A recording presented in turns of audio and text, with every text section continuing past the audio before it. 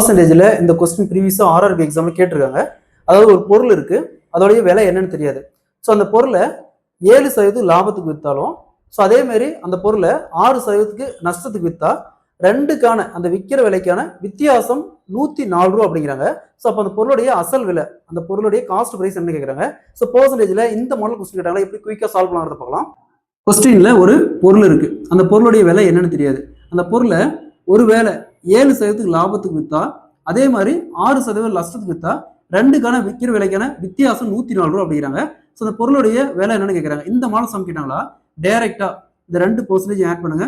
7 இங்கே ஒரு 6 ஆட் பண்ணால் 13. ஸோ இந்த 13% தான் இந்த 104.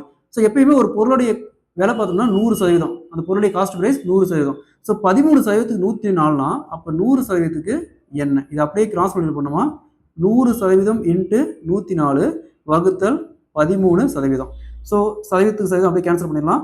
104 14 கேன்சல் பண்ணால் 8. 8 இன்ட்டு 100 = 800 ரூபா. அந்த பொருளுடைய காஸ்ட் ப்ரைஸ் பார்த்தோம்னா 800 ரூபா. Option D is the correct answer.